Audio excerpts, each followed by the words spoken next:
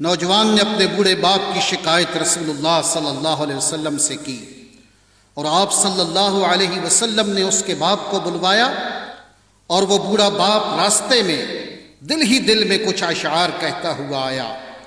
اللہ نے سیدنا جبریل کے ذریعے رسول اللہ صلی اللہ علیہ وسلم کو پیغام بھیجا کہ اے حبیب صلی اللہ علیہ وسلم، اس باپ بیٹے کا معاملہ بعد میں سنیے گا، پہلے اس سے وہ اشعار سنیں جو یہ کہتا ہوا آیا ہے۔ جب اس بوڑھے نے آپ صلی اللہ علیہ وسلم کو اشعار سنائے تو رسول اللہ صلی اللہ علیہ وسلم اتنا روئے کہ آپ کی داڑھی مبارک تر ہو گئی۔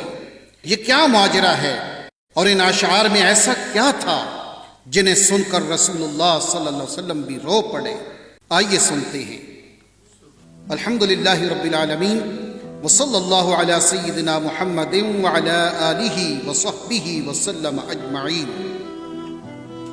ایک شخص رسول اللہ صلی اللہ علیہ وسلم کی خدمت میں حاضر ہوا اور اس نے اپنے بوڑھے باپ کی شکایت کی۔ یا رسول اللہ صلی اللہ علیہ وسلم، میرا باپ مجھ سے پوچھتا نہیں اور میرا مال خرچ کر دیتا ہے۔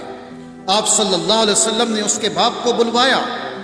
جب اس کو پتہ چلا کہ میرے بیٹے نے رسول اللہ صلی اللہ علیہ وسلم سے میری شکایت کی ہے تو وہ دل میں رنجیدہ ہوا اور انتہائی دکھی ہوا اور اسی کیفیت میں رسول اللہ صلی اللہ علیہ وسلم کی بارگاہ میں حاضری کے لیے چل پڑا۔ چونکہ عرب کی گھٹی میں شاعری تھی تو راستے میں دل ہی دل میں کچھ اشعار پڑھتے ہوئے پہنچا۔ ادھر دربار رسالت مآب صلی اللہ علیہ وسلم میں پہنچنے سے پہلے سیدنا جبریل علیہ السلام آپ صلی اللہ علیہ وسلم کی خدمت میں حاضر ہوئے اور عرض کیا، یا رسول اللہ صلی اللہ علیہ وسلم، اللہ تعالیٰ نے فرمایا ہے کہ اس کا معاملہ بعد میں سنیے گا، پہلے اس سے وہ اشعار سنیں جو یہ دل میں کہتا ہوا آ رہا تھا۔ جب وہ حاضر ہوا تو آپ صلی اللہ علیہ وسلم نے فرمایا، تمہارا معاملہ بعد میں سنا جائے گا، پہلے وہ اشعار سناؤ جو تم دل میں کہتے ہوئے آ رہے تھے۔ وہ آخر صحابی رسول تھا، یہ سن کر رونے لگا کہ جو اشعار ابھی میری زبان سے ادا بھی نہیں ہوئے اور میرے اپنے کانوں نے بھی نہیں سنے، آپ صلی اللہ علیہ وسلم کے رب نے وہ بھی سن لیے اور آپ صلی اللہ علیہ وسلم کو بھی بتا دیا۔ آپ نے ارشاد فرمایا، وہ کیا اشعار تھے، ہمیں بھی سناؤ۔ اس صحابی نے اشعار پڑھنا شروع کیے جنہیں سن کر پتہ چلتا ہے کہ وہ کس قدر جذباتی کیفیت اور دکھی دل کے ساتھ دل میں ادا کیے ہیں۔ ان اشعار کا اردو ترجمہ یہ ہے، اے میرے بیٹے، جس دن تو پیدا ہوا ہماری محنت کے دن اسی وقت سے شروع ہو گئے تھے۔ تم روتے تھے تو ہم سو نہیں سکتے تھے، تم کھاتے نہیں تھے تو ہم بھی کھا نہیں سکتے تھے، تم بیمار ہو جاتے تو تجھے اٹھا کر ہم مارے مارے پھرتے تھے، کبھی کسی طبیب کے پاس تو کبھی کسی طبیب کے پاس کہ تجھے کچھ ہو نہ جائے، کہیں تم مر نہ جاؤ، حالانکہ موت الگ چیز ہے اور بیماری اور چیز ہے۔ پھر تمہیں گرمی سے بچانے کے لیے میں دن رات کام کرتا رہا کہ میرے بیٹے کو ٹھنڈی چھاؤں مل جائے، تجھے سردی سے بچانے کے لیے میں نے بھاری بھرکم پتھر اٹھائے کہ میرے بیٹے کو ٹھنڈ نہ لگے۔ جو کچھ کمایا تیرے لیے کمایا، جو کچھ بچایا تیرے لیے بچایا، تیری جوانی کے خواب دیکھنے کے لیے میں نے نہ سردی کی پرواہ کی اور نہ گرمی کی، دن رات اتنی محنت کی کہ اب میری ہڈیاں کمزور ہو گئی ہیں اور تم کڑیل جوان بن گئے ہو۔ پھر مجھ پر خزاں نے ڈیرے ڈال لیے، لیکن تیرے اوپر بہار آ گئی، میں جھک گیا اور تم سیدھے ہو گئے۔ اب میری خواہش اور امید پوری ہوئی کہ تم ہرے بھرے ہو گئے ہو۔ سوچا کہ اب زندگی کی آخری سانسیں تیری چھاؤں میں بیٹھ کے گزاروں گا، مگر یہ کیا ہوگا کہ جوانی آتے ہی تیرے تیور بدل گئے، تیری آنکھیں ماتھے پہ چڑھ گئیں، تم اس لہجے میں بات کرتے ہو کہ میرا سینہ پھٹ جاتا ہے۔ اس انداز سے تو کوئی اپنے نوکر سے بھی بات نہیں کرتا میں نے اپنی ساری امیدیں چھوڑ دیں اور سمجھ گیا کہ میں تیرا باپ نہیں نوکر ہوں۔ نوکر کو بھی کوئی ایک وقت کی روٹی دے دیتا ہے، تم مجھے نوکر سمجھ کے ہی مجھے روٹی دے دیا کرو۔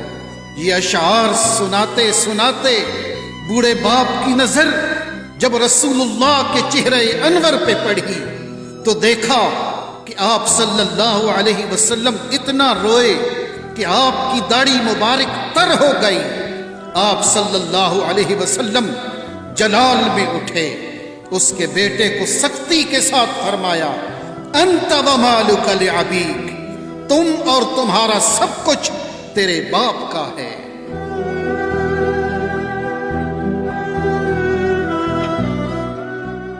والدین کے ادب و احترام کا حکم اللہ رب العالمین نے دیا، وَقَضَىٰ رَبُّكَ أَلَّا تَعْبُدُوا إِلَّا إِيَّاهُ وَبِالْوَالِدَيْنِ إِحْسَانًا، اور آپ کے رب نے حکم فرمایا ہے کہ تم اللہ کے سوا کسی کی عبادت مت کرو اور والدین کے ساتھ حسن سلوک کیا کرو۔ إِمَّا يَبْلُغَنَّ عِندَكَ الْكِبَرَ أَحَدُهُمَا أَوْ كِلَاهُمَا، اگر تمہارے سامنے دونوں میں سے کوئی ایک یا دونوں بڑھاپے کو پہنچ جائیں، فَلَا تَقُلْ لَهُمَا أُفٍّ وَلَا تَنْهَرْهُمَا، تو انہیں اف بھی نہ کہنا اور انہیں جھڑکنا بھی نہیں۔ وَقُلْ لَهُمَا قَوْلًا كَرِيمًا، اور ان دونوں کے ساتھ بڑے ادب سے بات کیا کرو۔ وَاخْفِضْ لَهُمَا جَنَاحَ الذُّلِّ مِنَ الرَّحْمَةِ، اور ان دونوں کے لیے نرم دلی سے عاجزی و انکساری کے بازو جھکائے رکھو۔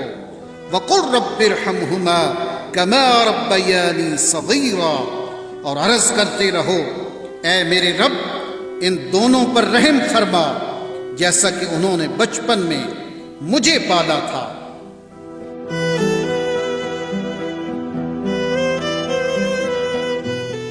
ایک باپ اپنی اولاد کے بہتر مستقبل کے لیے اپنی پوری زندگی داؤ پہ لگا دیتا ہے، اور جب اولاد خدمت کے قابل ہو اور منہ پھیر لے، اس باپ کے لیے جو اپنی اولاد کی ہر خواہش کو پورا کرتا ہو اور بڑھاپے میں اس کی حالت یہ ہو جائے کہ وہ اپنی بیماری اور ضرورت بتلاتے ہوئے بھی ہچکچاتا ہو، تو یہ جوان اولاد کے لیے بہت بڑا لمحہ فکریہ ہے۔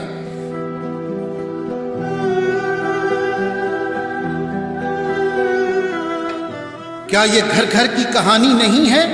اپنے والدین کی خدمت کو بہت بڑی سعادت سمجھتے ہوئے رب کو راضی کریں، جیسا کہ نبی کریم صلی اللہ علیہ وسلم نے فرمایا، رب کی رضا والد کی رضا میں ہے اور رب کی ناراضگی والد کی ناراضگی میں ہے۔ تو اس لیے پیارے دوستو، یہی طریقہ برہانیہ کا مقصد ہے کہ ہم اپنے گھر اور اپنی معاشرتی زندگی کو خوبصورت بنائیں۔ سو آؤ معاشرے کو بہترین بنائیں، آؤ پیغام محبت گھر گھر پھیلائیں، آؤ اپنے وطن کو سجائیں، آؤ اسلام کو دوبارہ عظیم بنائیں۔